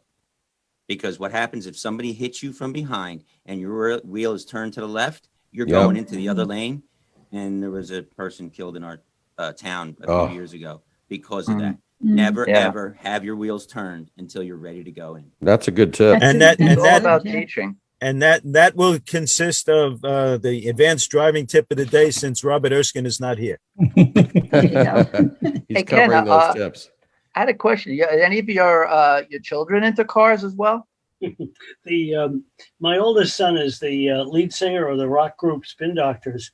He didn't Yes. get his license till he was 25. Amazing. Mother managed to get his license when he was 24. They were totally not interested, despite Okay. being in a family with Ferraris and Lamborghinis and Morgans and motorcycles. My younger 2 children, Trish and my kids, who are now 24 and 25, they couldn't wait to drive. Jake became an off-road enthusiast with a Jeep, but the true enthusiast is my daughter Kayla. She's my youngest child. She loves getting up early, going to Cars and Coffee, riding on a motorcycle, doing whatever if it's car related. And I said to Trish early on when Kayla was asking to go here and go there for car stuff, I said, I think we've got a car enthusiast here. And she's like, we've got a dad enthusiast here. Exactly. Yeah. She got the car gene and a dad gene. It's really both. So And do you have a dream car? Do you have a car? I mean, you have touched the most fantastic cars in the world. Is there a car that's your white whale? Is there a car that you've always wanted to even just see? Well, I think I've been lucky enough to see almost everything. And I'm doing an interview next week where they said, give us the 10 cars. If budget were no object, you could have all 10. Mm-hmm. And so I put that list together, and it was surprising to me how easily the list came together. I mean, I must have been thinking about it for quite a while. But you'll laugh. If I could have anything on that list, it would probably be a Mercer Raceabout. There's something about the analog primal element of that car, over 100 years old. How well it does what it's supposed to do. I'd be quite happy to have a Mercer and not ask God for anything else. Oh, that's great. That was the first car we studied that I had the pleasure of studying with a team of judges at my first judging school. We looked at it was all original car. We looked that over. It was, I still remember that. I've had a thing about them since that day. What else was on the list, Ken? I wrote a book about Ferrari 250 short wheelbase Berlinettas, and I would love to have. Bruce Meyer has what's known as a CFAC hot rod, a lightweight alloy with an extra powerful motor. A Bugatti Type 57 Adelant would be on there, and probably a Type 35 Bugatti as well. John Mozart, a good friend, paid $22 million for Gary Cooper's short wheelbase Duesenberg SSJ. Wow. A number of years ago, one of only 2 Duesenberg short wheelbase speedsters ever made. That would be on there. You'll laugh, but I have a thing for Delahaye's. You know, these swoopy, sensuous Pagani coachwork cars. I've had the chance to drive a couple of them. I like the Talbot-Lago T150C Teardrop, which is really a sports car, like an Olympic athlete in a ball gown. So those are some of them. Lamborghini Miura was on that. Yeah, that would be on my list too, as well. But you know, there's so many great cars. It's really hard to narrow it down. I feel very lucky to have my 32 Ford. As primitive as that car is, it represents a kid's dream that I still enjoy driving. So I always think about the span of time, and what decade, gave us the best cars. And I'm amazed at what came out of the world between 1965 and 1975. I mean, if you look at just that 10-year period, the muscle cars, the Ferraris, the Lamborghinis, what do you think, or first, do you agree with that? And if you do, why do you think that particular decade was so pivotal? Well, I wouldn't say I think it's the best decade, but I certainly think it is significant. And technology took a little bit, and development took something of a back seat with World War II, and then they kind of had to get back up to speed. And that 65 to 75 is a little bit before the safety thing kind of took over design. So in some ways, it was the last vestige of when car designers and engineers could think emotionally and maybe not so rationally. And if you drive, and I've enjoyed driving some muscle cars. I mean, they don't turn very well and they don't stop very well, but there's a visceral, powerful excitement about those cars. And certainly, you mentioned Ferrari and Lamborghini. That's when Enzo, before the Daytona, still had a hand in road cars, and Ferruccio Lamborghini and Dallara Stanzani, his wonderful engineering staff. I mean, they had a clean sheet of paper, and they were going to beat Ferrari if they could. So yeah, there are a lot of great cars in that era. And then the bump came and it got off. Well, and aerodynamics as well. Fuel economy had such a huge impact on design. Ken, do you think that the performance, the popularity of performance in the 60s in the production cars was a result of all the World War II vets that came home and had a lot of mechanical skills from the service? They invented hot rodding in the 50s, and they perfected those skills in the 60s and brought them to the manufacturers?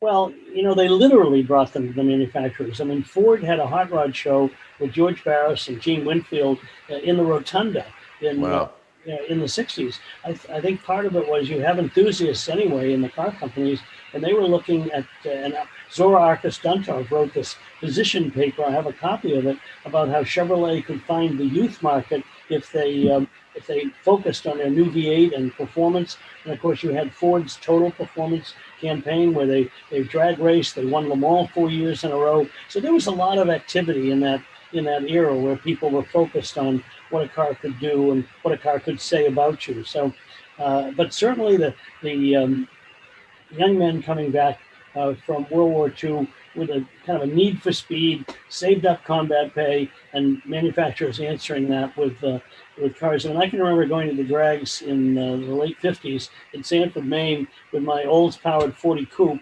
and being blown off and degassed by a guy in a 57 Chevy with a fuel-injected motor from the factory, and thinking, this has got to be the end of hot rodding. I mean, you can buy yeah, you can That's build. a great story. And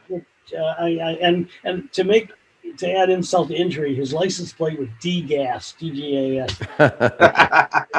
Do you still work on your cars, Ken? Do you wrench yourself? I do as much as I can do. I do all the service, oil changes. I love my backyard buddy. It was when we built our house, I insisted that we would have a lift, and I do. And I really, as I said earlier, I guess, changing oil and greasing things. I mean, Trish has said, she'll come in the garage and I've got my grease gun and my hat turned backwards and I'm under a car, and she says, you're about as happy as I ever see you when you're doing that.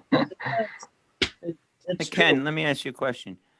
What do you think, and actually Jerry and Jeff and Mike, we've been in the industry for a long, long time. Don't you think the automotive industry as a whole has really stepped up between safety, fuel economy, all the emission requirements?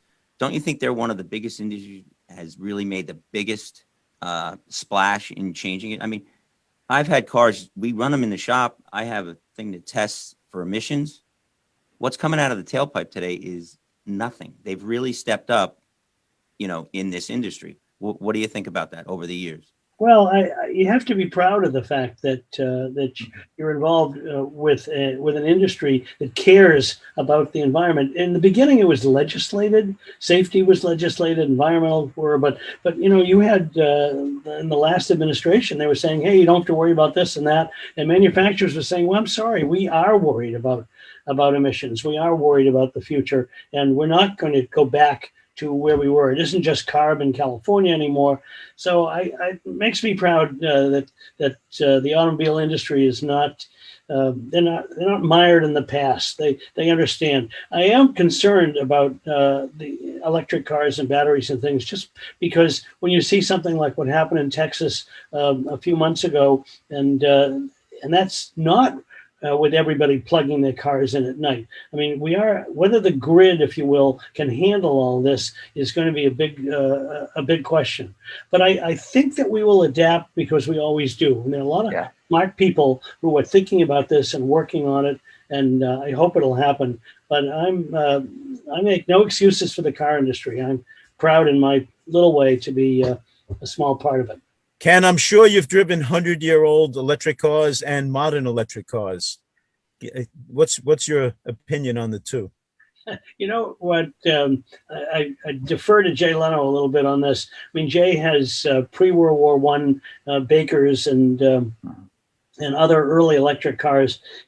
Some of them with Edison batteries that are still they're modified slightly, but they're still working. And wow. He said a few years ago, he said, 60 to 70 mile range in 1911.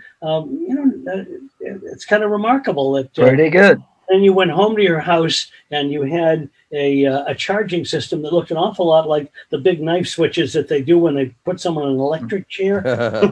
These things look like Frankenstein should be sitting there with a steel helmet. But having said that, in just the last few years, we are seeing 200-mile ranges. It used to be, I remember when GM's Impact came out, we put in a charging station at the Peterson. We had one of these things, and I immediately developed range anxiety. It seemed like in LA traffic with air conditioning on, I was watching the gauge just like plummet and thinking, this is never going to work. But now you can get in numerous electric cars, and they're starting to get appreciable range, and Teslas do really well. So it's improving because some of the best minds in the business are trying to make it work. Which electric car would you like to buy today? I'm still somebody who wants both, but to answer your question, I was impressed with the Mach-E Mustang. I think that's pretty good, and it seems to have a decent range. I mean, Tesla to me is a little bit like driving a computer around.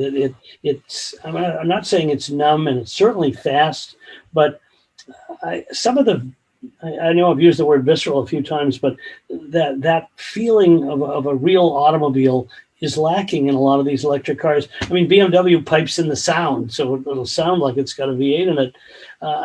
Maybe I'm not really answering your question. I guess I'm saying there isn't one yet that I would really want. There isn't one yet that I would buy. And that's Ken, I have to ask you, Ken, the technology that's going into these vehicles these days, with 10-speed automatics and these hybrid systems, it just seems like they're going too far. Like we had a 2017 e-tron in the shop, and it took us a month to figure out what to do with this thing. It just seems like people ask me all the time, what kind of car should I get now?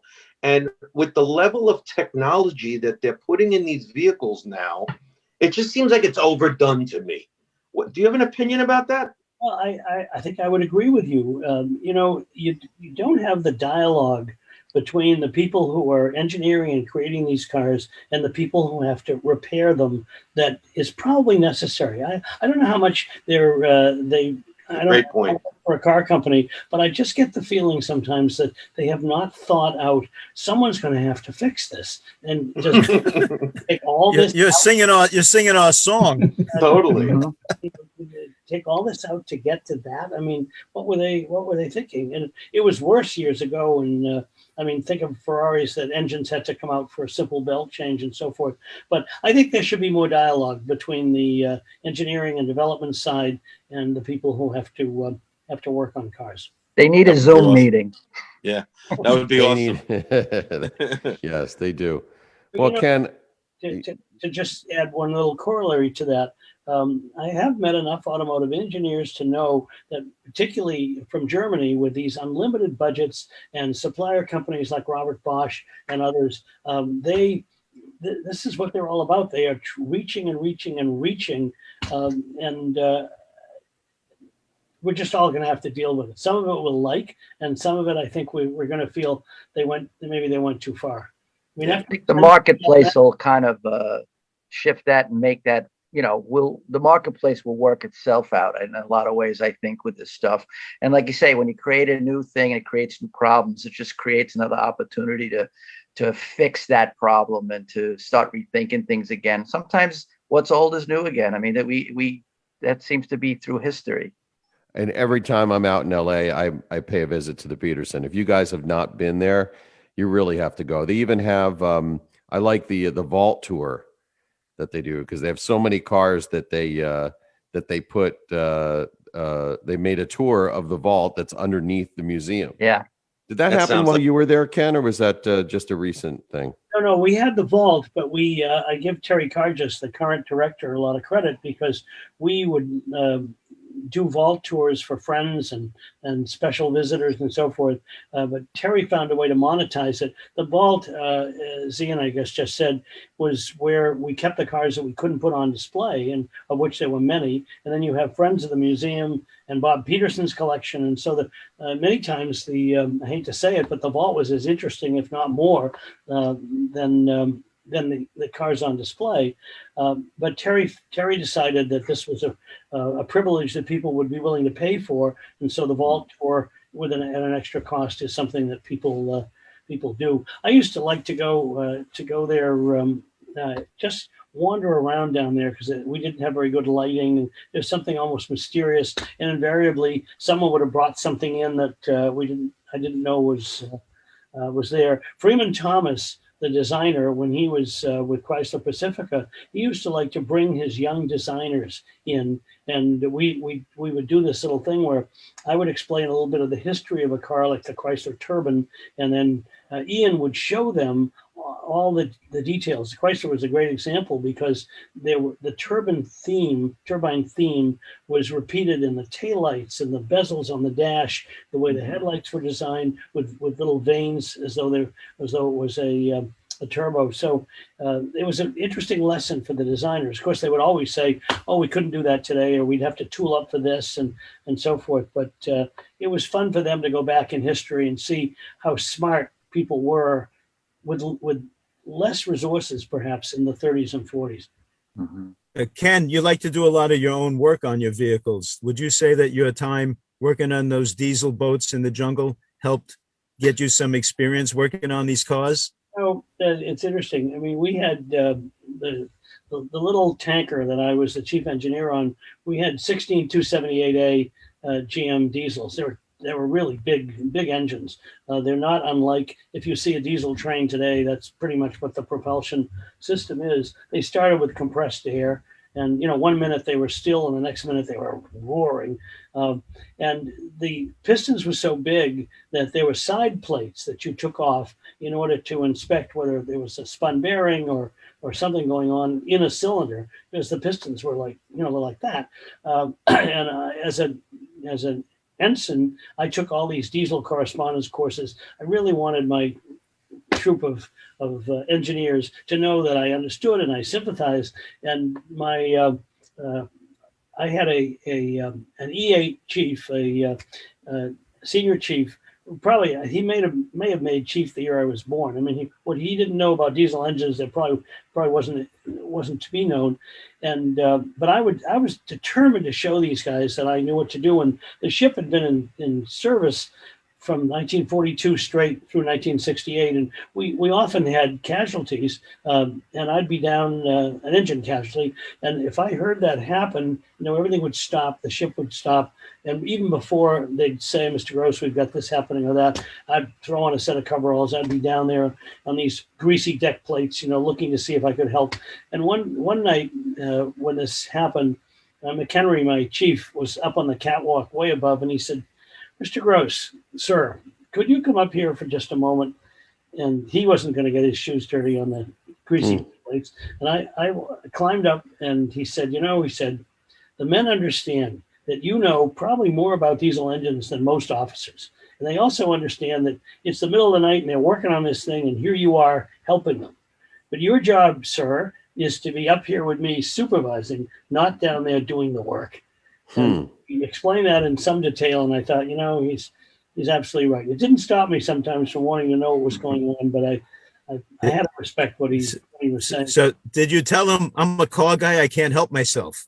Well, my troops understood it, because when I left the ship, you know, to go to my next billet, they gave me a set of tools that they'd assembled. Some of these, I'm sure, were Navy issue that they had kind of stolen or whatever. But they said, you know, we want you to have these, and I still have most of them, which I thought was, again, kind of a compliment.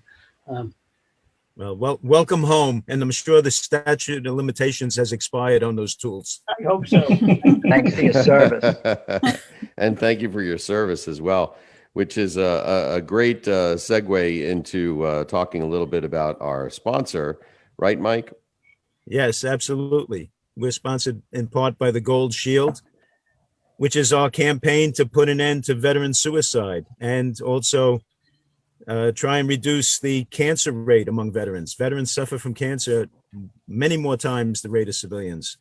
Gold Shield is organizing an advertising campaign nationwide to make everybody aware of the problem of veteran suicide and veteran cancer. And we hope that everybody in the country will join us, join our campaign as an ambassador or a business member, and let's all put an end to PTSD and the suicides that it leads to, and high cancer rates. Ken, I'm sure you're familiar with this. Yeah, it's funny. This evening I'm going to an event, a fundraiser that raises money for so that veterans can have affordable housing, and it's an event that goes on once a year, and it's built around a James Bond theme. So they're all dressed in Bond-like outfits, but they do. You got a DB5 there too? Well, interesting that you say that, because I've got a wonderful picture they took a couple of years ago of Trish and me standing next to a DB5, me in a white jacket trying to look my best James Bond thing. But again, you know, some of us feel, and I certainly feel, very lucky to have survived, and anything we can do to help folks who served and who did their very best. We can never do enough, and what Gold Shield seeks to do is to raise funds for groups like the one you're going to tonight. So send me the information on that group and we'll put them in our fundraising campaign. I will do that. Yes, and please like us on Facebook, and you'll see a link for Gold Shield in the chat. Please leave us a question or anything else. This has been a fantastic show. I really want to thank you, Ken, for spending so much time with us and giving us such insight into your unique perspective on the automotive world. It's been a pleasure to be here. So, one more question: have you had any boats since you left the Navy?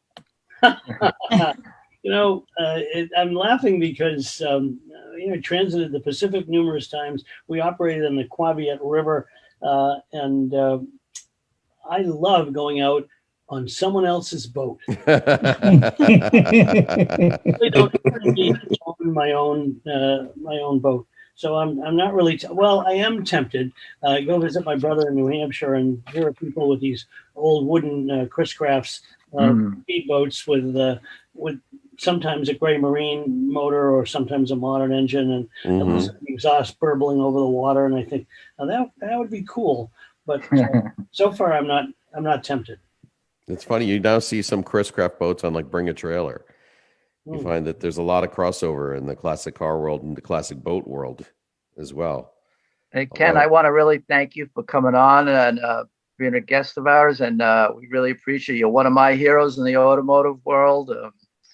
I'll be seeing you at the shows. Maybe you'll be lucky enough to look over my car one day when I have it at a concourse. I'm working on it. Who knows? We'll see. Let me know if you're coming to Pebble, because we could do a quick insider tour. That would be that would be now you sealed it. Now I gotta now you gotta go. You gotta go. Totally. If I were Ken, you, Ken, Alex, you know I've been talking to Trish about having you join us for years, and finally it took Alex to get you to come on. What does that say, Mike? He was very enthusiastic. I think you spoke to her last week, and she said you'll enjoy this. It's a great group of people, and I certainly have. So, thanks, Ken. Awesome. Please come back again sometime soon, and we'd love to get some live reports from you. If you want to do a report from Pebble, that would be fantastic. Does any how to do the logistics of that, because Saturday morning is the Monterey Historics, but I guess you could do it on my phone probably. Oh yeah, right. Absolutely, could do it on your phone. Yeah, absolutely. You could promote anything you're up to for sure. Yep. Speaking of promoting, let's hear from our dream team here and what they're promoting. Jeff, tell us about New York Transmission Group. I just wanted to say thank you so much, Ken. Listening to you was glorious. Listening to your stories. Thank you so much. I'm from the New York Transmission Group in College Point, New York. nytransmissiongroup.com. And Jerry and Johanna, how can people find you? Yeah, we're located on lovely Long Island in Seaford, South Shore, and that's 516. Telephone number 516-781-7240. Okay, Peyton, tell us about Knight Automotive. Yes, I'm out in Northwest Jersey in Morris County, Ledgewood. You can find me at www.knightsautorepair.com. And you open in the daytime, not just at night, right? No. Yeah, right. Alex, what's going on in your world? Well, you guys can find me on Facebook. I'm doing at car shows. Lately, I've been going to as many as I can, and I'm just out there. Many AACA events I can go to. Next week, I'm going to the AACA Saratoga Spring Nationals, Saturday, June 19th, and I'll be judging there again, having fun, and I'll try to do live report from that show as well. And Mike, looking at the Jim Taylor collection, which will be really interesting as well. You'll be impressed. It's really fabulous. Yeah, that's what I hear. All right. Ken, where can people find you? Ken, like your website or your? I'm on Instagram. Oh, cool. I love it. I don't. Trish is the Facebook person, and I'm Chopper Ken on Instagram. Chopper Ken, I love it. Okay. Next. Followers, which I think is a riot, but it's a lot of fun. I try to put up pictures of what I think are interesting cars and interesting people, and talk about them. So I'm gonna follow you right now. And nobody does it better than you, Ken. Next week, I'm going to be coming live from the Automat Restorations Car Show. We're going to have a gold shield display at the car show, and we're going to be honoring Automat for honoring veterans. They're going to be honoring veterans at the car show next Saturday at Automat. Great. Well, that's great. So thanks everybody for a great Auto Lab.